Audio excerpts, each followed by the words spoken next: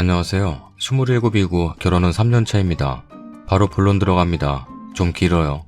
제 신랑은요, 결혼 전이고 후고 저에게 너무 따뜻하고 다정스러운 사람이고 저만 바라보는 사람이었어요. 가족에게 늘 헌신적인 사람이고요. 그래서 바람이란 단어는 저한테는 있을 수 없는 일이라 생각했고 신랑을 너무너무 믿었거든요. 그런데 얼마 전부턴가 자꾸 핸드폰을 갖고 이리저리 왔다 갔다 하고 수시로 문자도 보내는 것 같고 삭제도 하는 것 같고 내 눈치도 보는 것 같고 잦은 회식 자리에도 섹시 보러 간다면서 잘 빠지던 신랑이 자꾸만 회식한다고 늦더라고요. 여자의 직감이란 딱 뭔가 감이 오더라고요. 신랑 잘 때 핸드폰을 뒤졌죠. 아무것도 없습니다. 허나 핸드폰 하루 이틀 만지나요? 지운 흔적은 발견했죠. 통화 목록에 문자 보낸 게 있는데 문자 보관하면 없더군요. 분명 그 번호일 거라고 직감했습니다. 그리고는 일단 제 핸드폰으로 번호를 옮겨놨고요. 신랑은 제가 본인을 많이 믿고 있다는 걸 잘 알기에 어김없이 그 다음 날인 금요일 또 회식을 한다더군요. 그 얘기 듣자마자 알아서 다녀와 술 많이 먹지 말고 라는 말을 남긴 뒤 회사 앞으로 쫓아갔습니다. 미행을 했죠. 참 구질구질합디다. 내가 이럴 줄 알았겠냐고요. 그래도 그 번호 하나 갖고 뒤집어 엎기엔 증거가 너무 부족했었어요. 왜냐면 우리 신랑 말빨 변호사급이거든요. 항상 싸울 때 신랑이 져줘서 끝나지 안 져주고 끝까지 싸우면 제가 말빨로 져버립니다. 아무튼 회사 건너편 커피숍에 앉아 회사 정문을 뚫어지게 보고 있으니 6시 땡하니까 나오더라고요. 그것도 혼자. 회식이면 다 함께 나오지 않나요? 그래서 어찌하나 보려고 쓱 봤더니 주차장에서 일단 차를 빼더라고요. 확실하군요. 원래 회식 가면 당근 술을 마셔야 하기에 항상 차를 회사에 두고 가거든요. 뭐 대리를 부르려고 저러나? 먼저 예약을 하러 가나? 참나, 그때까지도 그놈의 믿음이랍시고 저러고 있었습니다. 저도 친구한테 빌려온 차로 열심히 뒤쫓았죠. 가다 보니 어디 아파트 단지로 들어가더군요. 주차는 안 하고 적당히 차를 세우고 있더라고요. 누군가 기다리는 것 같았습니다. 저도 멀찌감치 차를 세우고 지켜봤습니다. 아주 늘씬하고 이쁘장한 아가씨가 제 신랑 차에 올라타더군요. 아, 그때 심정이란 피가 거꾸로 솟고 뒤통수가 찌릿찌릿했습니다. 나랑 연애할 때 매일 태우러 오더니 바람질하면서까지 여자를 모시러 가? 그때 내려서 덮치고 싶었지만 확실하게 잡자 해서 쫓아갔죠. 그 눈치 빠른 사람이 뒤에서 미행하는 건 아예 꿈에도 몰랐나 봅니다. 룰루랄라 잘만 가더군요. 미사리 쪽으로 가는 걸로 봐 그쪽 카페를 가려는 듯 보였습니다. 연병들을 떨어요. 내 참. 예상대로 카페 촌으로가 아주 다정스레 팔짱까지 끼워가며 어느 카페로 들어가네요. 빠르게 주차하고 뒤에서 가져갔던 디카로 몇 번의 셔터를 눌러주었죠. 속에선 온갖 육두문자가 남발하고 있었고 결혼 전 신랑이 싫어해서 끊었던 담배가 생각이 나더군요. 어디 구석자리에 앉았는지 보이지는 않고 왠지 시간이 오래 걸릴 것 같아 제 친한 친구를 급하게 섭외했습니다. 30분 내로 올 수 있다 해서 어디라고 설명해준 뒤 스파이로 심기 위해 빠르게 준비했죠. 친구한테 남편의 외도 사실을 알리기 정말 쪽팔렸지만 뭐 입이 가벼운 친구가 아니라 친구를 믿었습니다. 이 친구는 제 결혼식 당시에 미국 유학 중이었기 때문에 결혼식 참석을 못한 친구라 제 신랑이랑 안면이 없죠. 20분 후 친구가 도착했길래 신랑 얼굴을 핸드폰으로 확인시켜준 뒤 여자 인상차기도 함께 말해주고 옆 테이블이나 뒷 테이블로 가서 얘기를 들어봐라 했죠. 2시간 정도가 흘렀을까? 신랑이랑 아가씨가 나오더군요. 재빨리 몸을 숨기고 친구가 나오길 기다렸습니다. 친구도 바짝 뒤따라 나와서 일단 친구 차는 버려두고 이동을 하면서 얘기를 듣기 위해 제 차에 태웠습니다. 제 친구는 어물쩡하며 얘기를 하길 꺼려했고 전 남편 뒤를 여전히 쫓으며 빨리 얘기해보라고 재촉했습니다. 그 아가씨는 제 신랑이 유부남인 걸 알고 만나고 있다고 하더군요. 제 호칭을 언니라고 했다더군요. 어디서 언니래? 언니한테 들키면 어쩌냐느니, 우리 이래도 되냐느니, 난 근데 오빠 같은 사람이 좋다느니, 우리 어떻게 해야 되냐느니, 뭐 있는 애교 없는 애교 다 부려가며 찡찡대가며 우리 신랑은 앞에서 해벌쭉 했답니다. 우리 신랑 애교 있는 여자 완전 좋아하거든요. 제가 애교가 없습니다. 아무튼 제 남편, 너는 우리 와이프가 채워줄 수 없는 걸 채워준다느니 넌 정말 예뻐 귀엽고 이딴 얘기도 하고 널 조금만 빨리 만났다면 너랑 결혼했을 텐데 라는 개같은 소리도 했답니다. 뭐 갖고 싶은 거 없냐면서 오빠가 유부남이라 미안하니 선물이라도 왕창 사줘야겠다면서 그 기집애가 오빠 이혼하면 안 되냐고 애도 없는데 이혼하고 나랑 같이 살자면서 그러니 제 남편 생각해본다고. 이 말 듣는데 헛구역질이 나더군요. 추적 결과 모텔로 들어갑디다. 들어가는 입구 사진 찍고 모텔 이름 사진 찍고 눈물이 그렇게 날 수가 없었습니다. 사진 찍고 있는 내 모습이 얼마나 처참한지 이 배신감, 이 굴욕감 말로 설명할 수도 없었어요. 그래, 최후의 즐거움을 즐겨라. 너랑 나랑은 오늘부로 끝이다. 제가 한번 뚜껑 열리면 끝장을 보는 성격이라 전 연애할 때도 얘기했지만 바람은 곧 이별이라는 신조를 갖고 있는 사람입니다. 손이 떨리고 온몸이 떨려서 도저히 운전을 할 수가 없어 그 친구가 대신 운전을 해주고 간신히 집까지 왔습니다.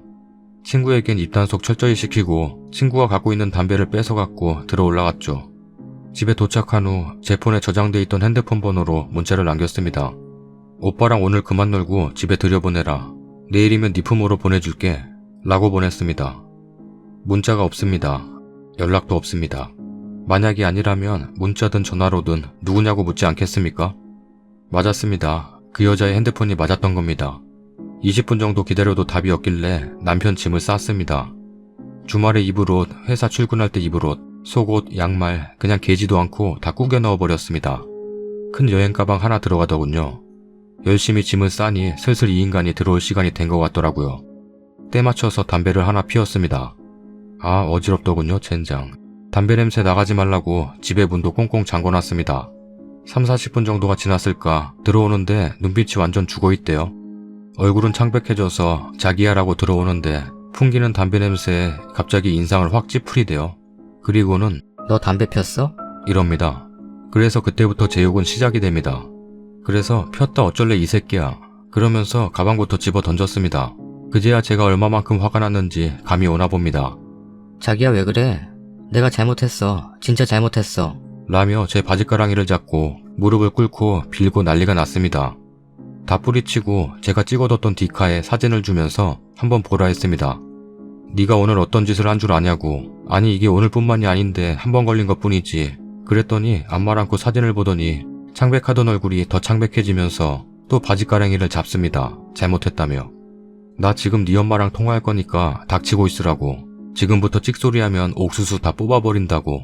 본인 아들 애지중지하시는 만큼 며느리도 애지중지하시는 우리 어머님. 이런 일 있으면 저한테 연락하라고 신신당부하신 어머님. 그래도 팔은 안으로 굽는다고 아들 편을 드시겠지만 그래도 본인 아들 이만큼 나쁜 짓 했다 알려야 했고 내가 이 남자랑 끝내려면 이 정도는 해야겠다 싶어 전화를 걸었습니다. 하지 말라고 전화기 빼고 난리가 났네요. 주방으로 가 식칼 갖고 와서 신랑 쪽으로 날 세워 던져버렸습니다. 도끼 품고 진짜 죽기 싫으면 가만히 있어 라고 했더니 지가 화낼 상황이 아닌 걸 아는지 조용히 하더라고요. 어머님한테 전화해서 엄마, 오빠가 여자 만나는 거 봤다? 카페에서 커피도 마시고 모텔에서 잠도 자고 그녀한테 나랑 이혼할 거 생각해본다 했다더라. 엄마나 어떻게 하냐? 나 엄마 아들이랑 못 살겠다. 나 이혼해야 될 것 같다. 나 더 이상 엄마 아들 못 믿겠다. 우리 이혼해도 엄마 이해해 주셔라. 얘기했습니다. 그랬더니 엄마 당장에 오신다고 난리가 난 걸 제가 오빠랑 얘기하고 정리된 다음 전화드릴 테니 오시라고 말씀드렸더니 일단 신랑 바꾸래서 바꿔줬더니 전화기 밖으로 들리는 욕 한 바가지. 인간 같지도 않은 인간 어쩌고. 어머님도 여자긴 여자니깐요. 통화를 끝내고 내일 이혼 서류 가져올 테니 준비하라고 했습니다. 안 된다며 절 너무 사랑한다네요. 그래서 제가 딴 년이랑 장까지 자란 놈하고 뭐 좋다고 너랑 한 입을 덮고 자냐? 너도 알다시피 난 바람피면 너랑 끝이라고 얘기했다. 내가 할 수 없는 걸 그년이 해준다며? 아예 평생 그년 치마 밑에서 살아라. 난 너랑 못 산다. 내가 지금까지 믿어왔던 거 한순간에 무너졌다. 너 내 성격 잘 알지? 난 한 번 한다면 한다. 애 안 낳길 정말 잘했다. 너 같은 놈도 아빠라고 따라다닐 거 생각하니 벌써부터 구역질이 난다. 네가 그년이랑 모텔 가서 부볐을 거 상상하니 네가 너무 더럽다. 네가 내 바지가랑이 잡은 거 바지 다 벗어서 찢어버리고 싶다. 네 손도 네 얼굴도 목소리도 다 더럽다. 더러운 면상 들이대면서 잘못했다고 빌지 말고 꺼져라. 너 따위 거 안 봐도 상관없고 나 아직 나이 어리니 다른 남자 만나 잘 살 거다. 넌 집 빼가고 여기 혼수 내가 해온 거니 이것만 정리해서 나 우리 집으로 가겠다. 그리고 내일 우리 엄마 아빠한테도 얘기할 거고 그렇게 되면 너랑 나랑도 끝이다. 그년이랑 잘 처먹고 살아라. 이 개방구야. 뭐 대충 이렇게 얘기했습니다. 아니야만 연발하던 놈이 어디론가 전화를 하더군요. 그러더니 야, 너랑 나랑 아무 사이 아니라고 네가 우리 와이프한테 얘기해줘. 이럽니다. 완전 머리 끝까지 열받아서 신랑 뺨때기를 후려쳐버렸어요. 신랑 갑자기 맞아서 당황합니다. 성격이 불같긴 해도 제가 얼마나 열받았는지 알기에 그냥 뺨만 감싸고 쳐다만 보네요. 그래서 전화기 뺏어 들어서 야 정신 차려라. 유부남 만나서 잘 되는 년 하나 못 봤다. 지금 얘가 너한테 이러는 거 본심인 거 같냐? 그랬더니 지들은 사랑한답니다. 그래? 니들 사랑하니 내가 이혼해 줄 테니까 둘이 지지고 볶고 잘 살아봐라. 얘가 뭐 쥐뿔이나 있는 줄 아냐? 내가 여태 관리하고 사람 만들어 놓은 거다. 이랬더니 지도 그렇게는 할 수 있답니다. 그래? 그럼 니들 그렇게 사랑하니 내 앞에서 확인을 해라. 당장 우리 집으로 와. 했더니 온답니다. 얼마나 걸리냐니까 30분 정도면 올 수 있답니다. 그래? 와라. 했더니 신랑이 오지 말라고 옆에서 바락바락 지랄하길래 핸드폰 끊고 전화기 집어 던져버렸습니다. 다시 제 핸드폰 들어 어머님한테 전화해 그년 지금 집에 오고 있다고 30분 후면 도착한다고 어머님 예비 며느리 보러 오시겠느냐 했더니 아가, 진정하고. 엄마 지금 갈 테니까 걔들 꽉 붙들어 매놔라. 엄마가 가서 다리 몽둥이 뿜질러 놓을게. 하시더라고요. 그래서 팔짱 끼고 소파에 앉아있으니 남편 울고불고 잘못했다고 용서해달라고 없던 걸로 해달라고 잘하겠다고 빌고 또 빌고 난리가 났네요. 한마디 대꾸도 안 하고 가만히 기다리고 있으니 어머님이 먼저 도착하셨네요. 우리 어머님 굉장히 무서운 분이십니다. 그래도 가족들에겐 한없이 상냥한 분이시고요. 저한테 신랑한테 화 한 번 안 내셨던 분이십니다. 그런 분이 집에 들어오자마자 신랑 패기 시작하십니다. 신랑도 밖에선 한 성깔하고 일 잘하고 능력 있는 인정받고 사는 한 남자이지만 어머니가 때리니 반항도 못하더군요. 찍소리 안 하고 엄마 잘못했어만 하네요. 어머님 보니 눈물이 막 납니다. 옆에서 펑펑 울고 있었습니다. 어머님 매질 계속하시며 네가 여태 누구 때문에 이 자리까지 올라왔는데 밖에 나가 허튼 짓이냐? 네가 은혜를 원수로 갚냐? 엄마가 아빠 바람 폈을 때 얼마나 힘들어했는지 네가 옆에서 봐와놓고 네 애비 닮아 이 모양이냐? 이 빚을 평생 어떻게 갚으려고 이딴 짓을 벌려놓냐? 너 쟤랑 이혼하면 엄마랑도 끝이야. 엄마는 딴 며느리 볼 생각 없다. 나가 죽어. 라며 계속 매질하십니다. 한바탕 하고 있는 도중 그년이 도착합니다. 어머님 눈 이미 이성을 잃으셨습니다. 가만히 문을 열어주니 도도히 안녕하세요 합니다.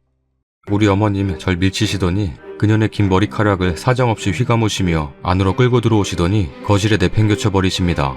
그러더니 무릎 꿇으라고 하십니다. 그년 적지 않게 놀랐나 봅니다.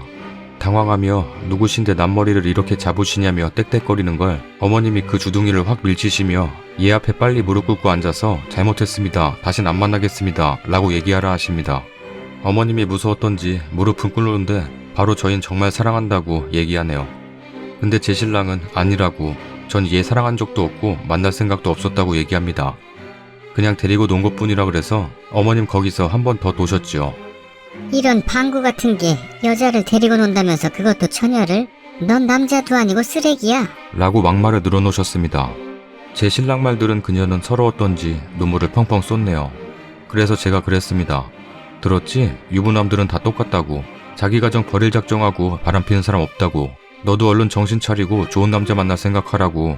니년도 노란한 게 불쌍하니 이 정도만 하고 보내겠다고. 성질 같아선 니년놈 둘 다 내가 없애버리고 싶지만 깜빵 가기도 싫고 니년 깽판 물어줄 돈도 아까워서 싫으니까 꺼지라고. 그랬더니 우리 어머님 더 맞기 싫으면 가라고. 우리 아들 마음 알았으니까 가고 다신 연락하지 말라고. 그랬더니 엉엉거리면서 가버리대요. 그리고 남겨진 신랑.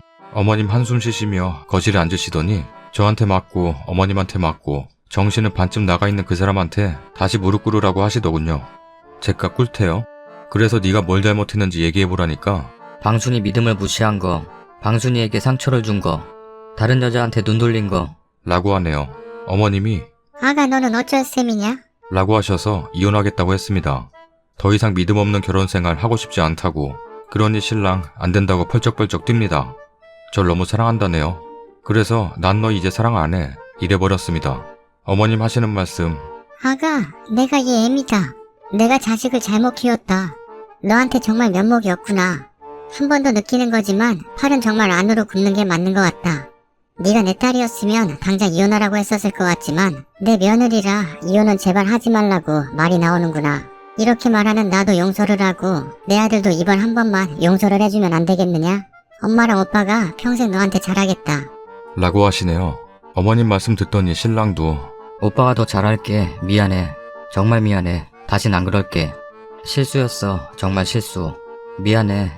미안해. 이럽니다. 또 한바탕 그렇게 승질을 내고 나니 어느 정도 풀리는 게 있는지 마음이 약해지는 거예요.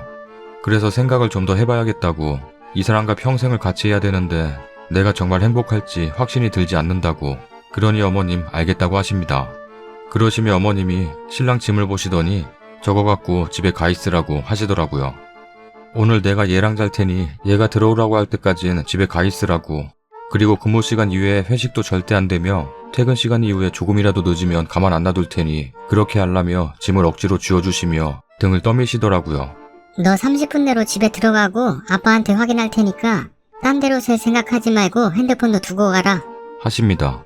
신랑 그대로 쫓겨났고 어머님 울고 있는 절 뒤로 하시고 집 정리부터 해주시네요. 어머님한테 죄송하다고 말씀드리니 내가 자식 잘못 키워 그런 걸 네가 왜 미안하냐. 내가 미안하다. 라고 하시는데 더 눈물이 나는 겁니다. 어느 정도 집안 정리를 끝내시고는 냉장고에서 맥주랑 소주를 꺼내시고 안주도 대충 준비하시더니 엄마랑 술 한잔 하자시면서 어디 좋은 데 데려가서 한잔하고 싶은데 이런 얘기 뚫린 데서 하면 엄마가 창피하다고 집에서 마시자고 하시대요. 엄마가 살아오신 과정을 다 듣게 됐어요. 아버님이 바람피셨고 어떻게 대처하셨고 지금까지 또 어떻게 살아오셨는지. 그리곤 다시 한번 생각해달라시는 거였어요. 그러면서도 엄마가 너무 이기적이라 미안하시다며 내 며느리는 너 하나였으면 좋겠다고, 엄만 널 정말 사랑한다고. 뭐 아무튼 엄마랑 그렇게 이런저런 얘기 나누며 진하게 취해서 안방에서 뻗어 자버렸어요. 다음날 일어나 보니 어머님이 북엇국 끓여놓고 출근하셨더라고요. 오후에 어머님한테 전화가 왔는데 신랑 어제 본가에 가서 아버님한테도 엄청 혼났더라고요. 본인이 여태 눈치 보며 산 게 뭐 때문인지 알면서 너까지 그러냐고. 네 자식한테 제일 창피한 게 이거라면서 아직까지 어떻게 해야 할까 고민 중입니다. 남편 집 내보낸 지 3일 됐는데 밥은 잘 먹는지 궁금하기도 하고 보고 싶기도 하고 그러네요. 근데 그것만 생각하면 또 속이 뒤집어지는 게 이렇게 살다간 속병이 날 것 같기도 하고. 아, 이런 경험이 있으신 분들 어떤 게 현명한 걸까요? 어머님과 저는 용서해주고 싶지만 신랑이 한 짓 생각하면 다 엎어버리고 싶어요. 아, 아직 친정엔 말 안 했어요. 후기입니다. 이렇게 소중한 리플이 많이 달릴 줄은 몰랐어요. 며칠간 계속해서 리플들 한 글자도 빠짐없이 읽어보고 인생 선배님들의 조언 깊게 참고하기로 했습니다. 사실 오빠 누나께서도 찾아오셨는데 누님과는 많이 친해요. 지방으로 시집을 가셔서 오기 불편했을 텐데도 한 걸음에 오셨어요. 뭐 어머님과 비슷한 말씀을 하셨기에 누님 말씀은 생략하고 일단 결론부터 말씀드릴게요. 이혼하지 않기로 했습니다. 한 번만 눈 감아주기로 했죠. 저 멍청하다고 욕하실 분들 계실 거라 생각합니다. 그래도 사랑하는 마음, 그래서 걱정되는 마음, 그래서 갖고 싶은 마음이 헤어지겠다는 마음보다 많이 큰가 봅니다. 집 내보낸 일주일 동안 신랑은 퇴근 후에 어디 가서 술도 못 마시고 집에서 반주로 한두 잔 하다가 밤늦게까지 술 먹고 뻗어자기 일쑤였다네요. 제가 생각해보겠다는 그날 이후로 어머님도 누님도 오빠도 절 재촉하지 않았어요. 참 감사했죠. 자, 이제부터 제가 오빠를 용서하기까지 과정을 설명해드릴게요. 오빠한테 전화하니 울먹거리는 소리로 자기야 나야. 이러더라고요. 그래서 할 얘기 있으니까 집으로 오라고 했더니 잔뜩 겁먹은 목소리로 자기 나 버릴 거 아니지? 응, 아니지? 이럽니다. 가식 떨지 말고 그냥 와 이래버렸네요. 오빠가 왔고 식탁으로 불러 네가 뭘 잘못했는지 다시 한번 얘기해봐라 했습니다. 저에게 너무 큰 상처를 준 게 평생 잊지 못할 죄이고 너 이외에 다른 여자한테 눈 돌린 건 자기 평생의 처음이자 마지막이었던 큰 실수였다고 합니다. 그래, 그러면 다음에 한 번 더 이런 일이 있을 땐 실수가 아니라 습관이고 날 사랑하지 않는 뜻으로 해석해도 되겠냐고 물었더니 그렇다고 대답합니다. 만약에 네가 다시 한번 바람을 핀다면 나는 2번 죽는 거고 내 인생은 어떻게 보상해 줄 거냐 하니까 그땐 정말 제가 하자는 대로 따르겠답니다. 죽으라면 죽겠답니다. 그리고 2번 다신 그런 일 없을 테니 자기 한 번만 더 믿어달라 합니다. 그래서 죽느니 사느니 그런 비현실적인 답 말고 난 좀 더 현실적인 답을 원한다 라고 했더니 뭔가 짐작한 듯 그럼 지금 내가 어떻게 해줬으면 좋겠어? 나 각서라도 쓸까? 먼저 말 꺼냅니다. 그래서 어라고 했습니다. 그랬더니 쭈삣쭈삣 방으로 들어가더니 종이랑 펜을 손수 들고 나오십니다. 그래서 이게 다야? 라고 했더니 또 제 화장대 서랍으로 힘없이 가더니 지 인감도장이랑 인주를 갖고 오네요. 누가 이리도 교육을 잘 시켜놓은 건지 하하. 글도 긴데 각서 설명 안 하고 각서 내용만 써드릴게요. 각서. 저는 한 차례 바람을 피웠고 2번 다신 바람을 피지 않겠습니다. 다시 이런 일을 번복할 시엔 합의이혼을 진행하겠습니다.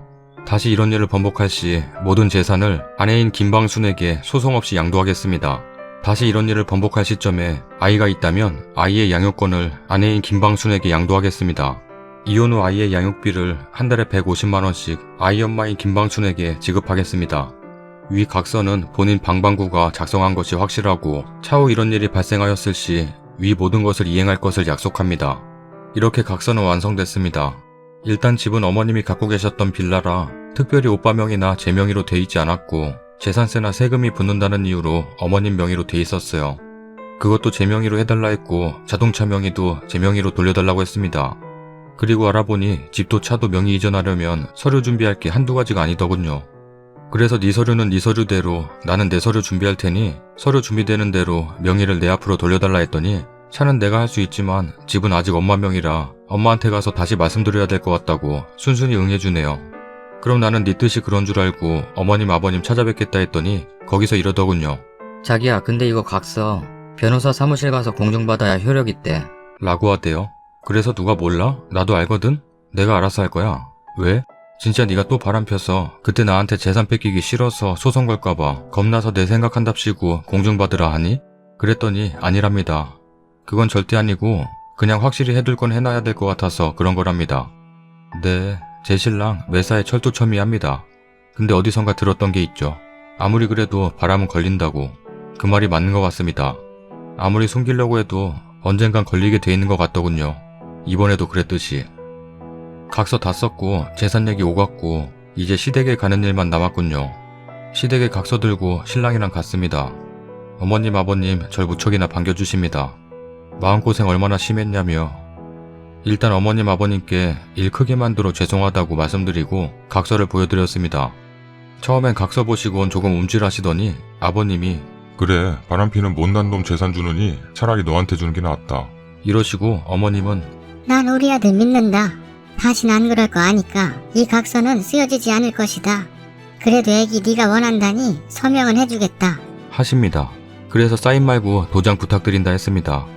두 분 모두 도장 갖고 나오셔서 도장 꾹꾹 눌러주셨습니다. 그리고 친필로 저 위에 거짓이 없습니다를 작성을 부탁드렸고요. 모두 해주셨습니다. 거기에 신랑이 그러더군요. 엄마 명의로 된 빌라 방순이한테 명의 이전해줘. 재산세 우리가 낼 테니까 그렇게 해줘. 라고. 어머님 또 한 번 놀라십니다. 솔직히 화내실까봐 무서웠습니다. 어차피 신랑이 말 꺼낸 거 신랑더러 마무리 지으라고 입 다물고 있었습니다. 각서에 서명은 하셨지만 막상 명의를 이전해달라니 당황하셨나 봅니다. 곰곰이 생각하시더니 난 아들 믿어. 그리고 아가도 우리 아들이랑 잘 살 거라 믿어. 니들 믿으니까 엄마가 해준다. 내일부터 엄마가 어떻게 해야 되는지 한번 알아볼게. 라고 시원하게 말씀해 주시네요. 솔직히 기분 많이 언짢으셨을 겁니다. 얼굴에 철판 깔고 죄송하지만 제가 생각했던 거 모두 말씀드렸고 부탁드렸습니다. 아직도 죄송하긴 하네요. 모든 게 원만하게 제 생각대로 처리가 잘 됐고 어머님이 절 따로 불러내셔서 부부가 무촌인 건 알지? 제일 가깝기도 하지만 등 돌리면 바로 남 되는 게 부부란 거지. 너는 내 아들 사람으로 만들어준 아이고 내가 우리 아들 커오면서 여자친구 사귀는 거 몇 번 봤지만 너만한 아이 없었다. 저도 고등학교 때 오빠랑 사귀었음 별 볼 일 없는 여자친구였을 거예요. 그래서 엄마가 너 놓칠까봐 어린 나이에 싸워서 헤어지면 어쩌나 해서 결혼도 빨리 서두른 거다. 라고 하시네요. 저 우리 신랑 17살 때부터 봐왔어요. 이 사람이요? 제가 한창 방황하고 다닐 때 저 잡아준 사람도 이 사람이고요.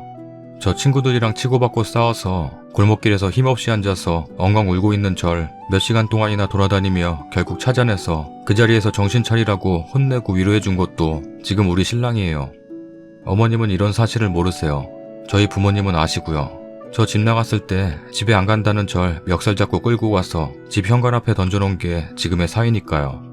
그러다가 오빠 21살, 오빠 군대 가는 날 굳이 또 따라가서 엉엉 울어버렸네요. 거기서 오빠 부모님을 처음 뵙고 그때 전 오빠를 좋아하는 줄도 몰랐거든요. 제가 막 엉엉 우는 모습에 우리 아들 진짜 좋아하나 보다 이렇게 생각하셨대요. 우는 모습이 그렇게 이뻐 보이셨대요. 오빠랑 편지도 계속 주고받고 선물도 자주 보내주다 보니 점점 보고 싶고 그립고 휴가 나오면 날 제일 먼저 만나러 와주고 하더라고요. 그러다 보니 어느 순간 사귀고 있더라고요. 저녁 후 오빠도 자리를 잡아야 하는데 때늦은 방황을 하더라고요. 취업 준비도 안 하려고 하고 저한테 전역하자마자 나랑 결혼하자 하더니 결혼할 준비는커녕 자기 앞가림도 못할 것 같아 전쟁 선포를 했죠. 나 더 이상 오빠 못 만날 것 같다. 오빠 같은 사람 평생 믿고 따라갈 자신 없다. 난 오빠가 이런 사람인 줄 몰랐다. 이제라도 알아서 다행이다라고요. 그러니 이유를 묻죠. 왜 그러냐. 그래서 몰라서 묻냐.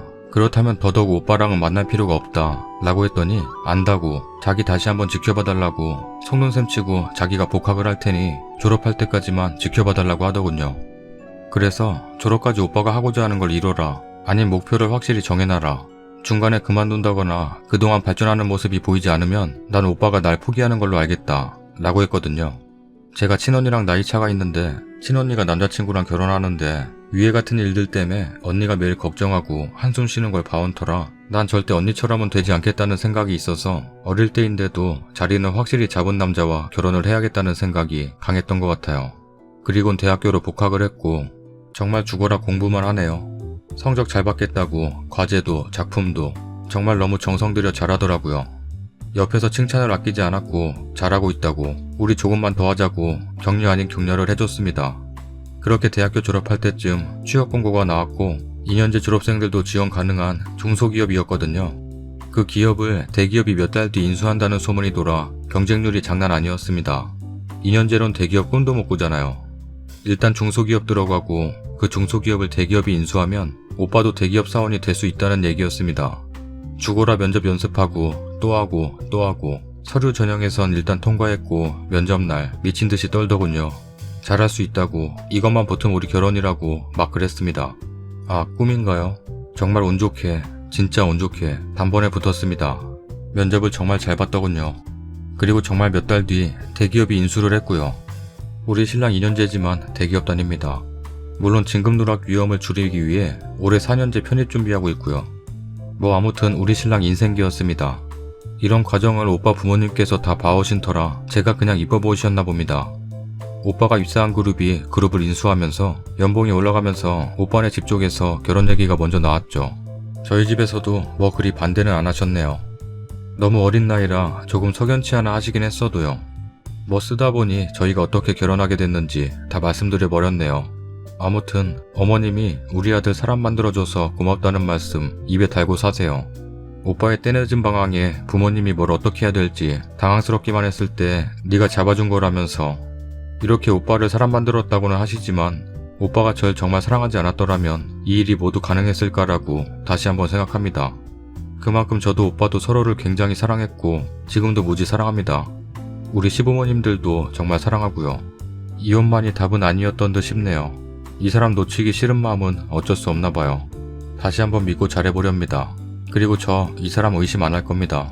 정말 다시 믿을 겁니다.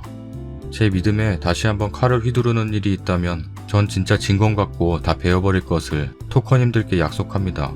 소중한 리플들 너무 감사했고요. 저희 잘 살게요. 제 일처럼 걱정해주신 분들 너무 감사합니다. 아직도 구독 안 누른 사람이 있어? 진짜야? 구독하기 눌러주세요. 구독 한 번만 눌러줘. 감사하게 생각할게. 구독하기 눌러주세요. 어허, 끝까지 안 누른다고? 아인, 구독하기 눌러주세요.